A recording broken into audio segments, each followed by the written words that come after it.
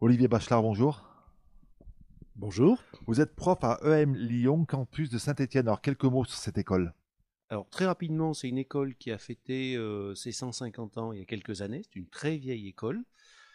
Sur le campus de Saint-Étienne, on a un bac plus 4, donc post-bac. C'est un format hybride anglo-saxon, ce qui permet aux étudiants de poursuivre directement en master 2, en master spécialisé ou d'aller travailler, alors que les bac plus 3, bah, évidemment, ils sont obligés de passer par le master 1 et le master 2.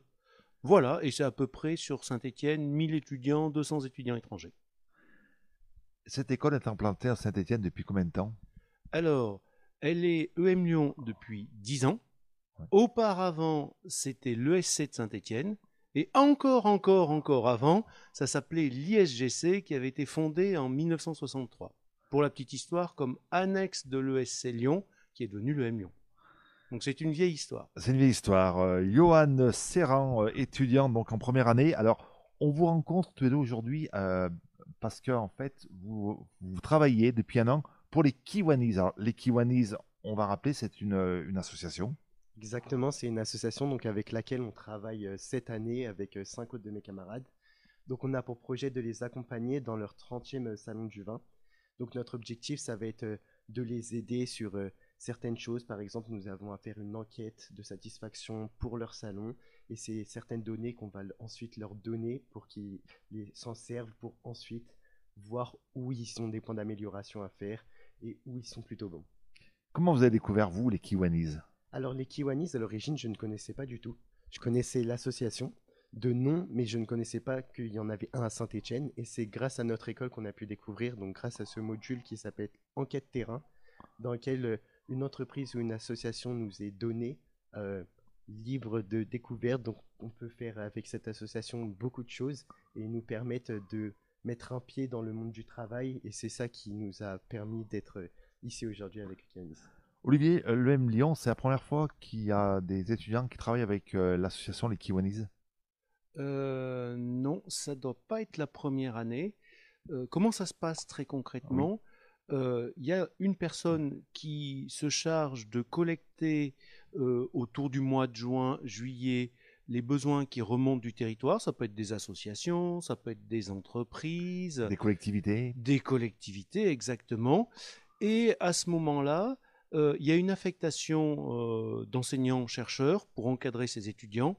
Pour faire simple, en moyenne, un étudiant encadre 4 groupes, voit chaque groupe toutes les semaines, bien entendu, et les étudiants ont 2 semaines libérées, 2 journées par semaine libérées dans l'emploi du temps pour conduire ces travaux. Autrement dit, c'est pas en temps masqué entre les cours. Il y a vraiment deux demi-journées identifiées et chaque enseignant-chercheur voit son groupe chaque semaine pour avancer en lien avec le commanditaire, bien sûr. C'est sur une année complète. Comment ça se passe? Alors non, on fait les groupes et on débute en début d'année scolaire, donc au mois de septembre, Oui. et les étudiants rendent leurs travaux à peu près mi-mars. Donc c'est sur une grosse demi-année scolaire. Johan, alors, les Kiwanis, première approche, comment c'est passé?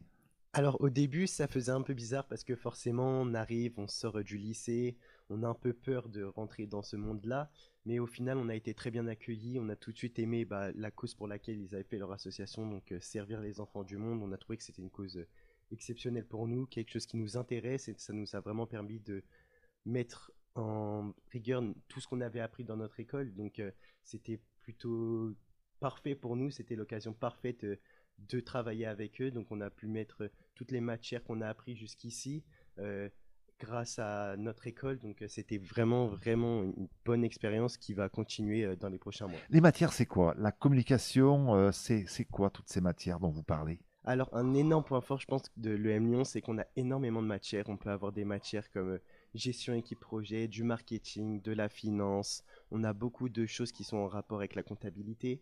Et toutes ces matières-là nous permettent de vraiment avoir plusieurs compétences dans plein de petits domaines qui concernent le commerce. Et ça nous permet de vraiment avoir plein de compétences pour le monde futur qui va nous permettre de nous ouvrir plein de clés pour ensuite trouver notre métier de rêve. Votre métier de rêve, à vous, ça serait lequel? Alors moi, je me penserais plus vers l'événementiel. Donc, je suis un fan de football et j'adore tout ce qui est organisé des événements. Donc l'événementiel du sport, ça serait vraiment mon rêve ultime. Le M Lyon, fan de Saint-Étienne, enfin un étudiant fan de Saint-Étienne. Ça doit être bien les derbies avec vous, hein. Dans votre école, ça doit être vachement bien. Oui, les derbies, c'est plutôt marrant parce qu'on a du coup des camarades qui sont à Lyon et d'autres à Saint-Étienne. Donc forcément, un derby Saint-Étienne-Lyon serait incroyable à suivre. Ces étudiants, ils viennent de Saint-Étienne, Lyon, ou ils viennent de toute la France. Euh, Alors, c'est un concours qui est international. Donc, il y a des étudiants étrangers. Ouais. Et puis, le concours national, il y a des étudiants qui viennent de partout. Et je pense d'ailleurs que les Stéphanois sont très, très largement minoritaires, hein. Je sais pas, je dirais qu'il y a dans votre promo, quoi, à la louche, 5% de Stéphanois, 10%, C'est ça, voire moins. voire moins.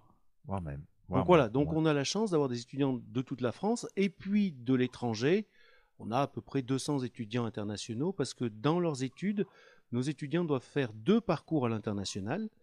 Et donc forcément, les accords sont construits sur 1 pour 1. Si j'ai une université américaine qui me prend 5 étudiants dans l'année, bah, je suis tenu d'en prendre 5. Et donc c'est assez sympa parce que ça fait un brassage culturel qui est plutôt plaisant pour les étudiants. Et pour valider, ils doivent avoir 2 périodes à l'international obligatoirement à minima. Donc ils ont un profil très ouvert, très internationaux. Et forcément, ça donne des étudiants plutôt plaisants parce que, par exemple, le racisme n'a absolument aucun sens. Quand vous allez Eh oui. naviguer dans différents pays, vous découvrez la différence de l'autre, la culture de l'autre. Quand il arrive, même chose. Donc ça donne plutôt des étudiants qui ont la pêche, qui sont un peu Indiana Jones, qui ont envie d'aventure. C'est plutôt très plaisant pour un Et prof. ces étudiants qui viennent de partout, comment ils trouvent la France et comment ils trouvent Saint-Étienne? Parce que vous devez échanger forcément sur la culture européenne, même la culture française. Alors, moi, je vais vous donner mon avis. Ouais. Après, on va vous Ouais. laisser la parole. Mais pour un étudiant chinois, plusieurs fois, ils m'ont dit, bah, Saint-Étienne, c'est à côté de Paris, quoi. Parce que vu de loin, bah, c'est tout petit. La France, c'est au même endroit. On bouge beaucoup. Donc, nos querelles un peu de clocher ont pas tellement de sens pour eux. Pareil pour les Américains.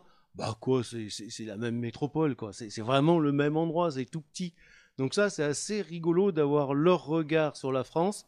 Et puis, c'est sympa parce que ils ont un bon regard sur Saint-Étienne, quoi. Ils apprécient, ils trouvent ça plutôt plaisant. Alors ça, c'est mon regard quand je discute avec eux, mais peut-être que vous avez un regard un peu Allez, différent. Johan.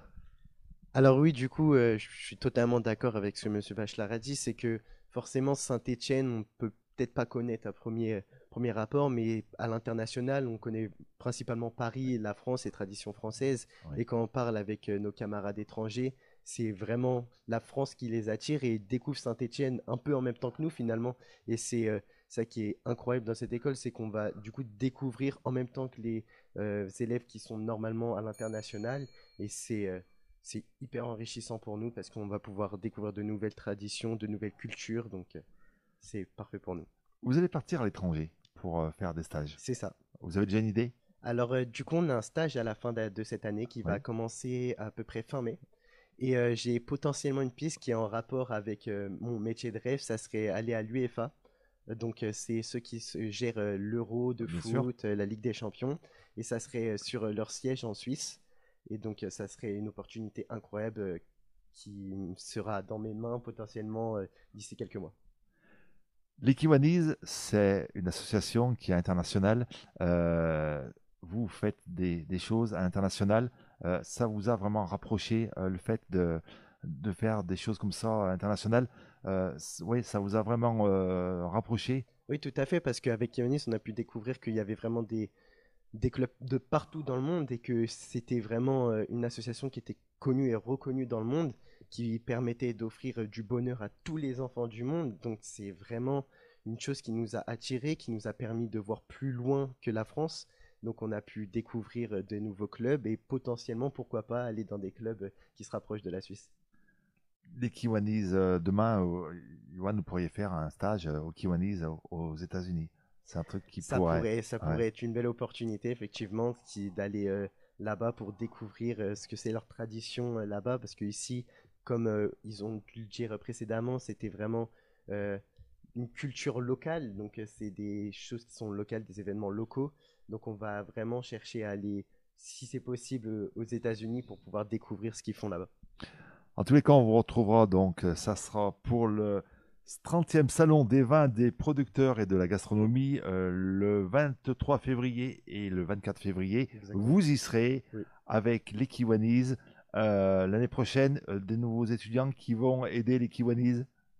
Ah ben, si les Kiwanis sont contents du travail des étudiants et accessoirement des profs concernés, avec grand plaisir, parce que ce partage de valeurs humanistes, ce côté très responsabilité sociale, sociétale, c'est quelque chose qu'on partage complètement dans l'école. Donc oui, évidemment, si on peut jouer cette carte-là, oui. Toutes les années, ça va devenir un partenariat, pratiquement un partenariat avec les Kiwanis. Alors, il y a des partenariats comme ça qui durent dans le temps. Alors, on essaye les profs de tourner pour pas être le spécialiste du Kiwani ou Ouais. le spécialiste de telle banque qui chaque année travaille avec nous. Et c'est plutôt sympa aussi d'associer plusieurs professeurs à chaque fois, plusieurs partenaires, et puis on peut se donner des coups de main. Mais moi, à titre personnel, j'irai au salon. Hein. De toute façon, hein. Partenariat du Kiwani ou pas, j'irai. Il y a du bon vin, il y a du bon vin. Il y Vous a êtes du amateur bon de vin. vin, c'est une bonne œuvre, il y a des gens sympas. Il y a pire que ça quand même, franchement. Il y a pire que ça, en tous les cas, on vous retrouvera donc le 23, le 24 février. On rappelle, ce sera au complexe d'animation des Bords de Loire, 30e salon des vins de producteurs et de la gastronomie. Merci beaucoup. On se retrouve très prochainement, toujours sur 42 TV. Merci. Ciao, bye bye.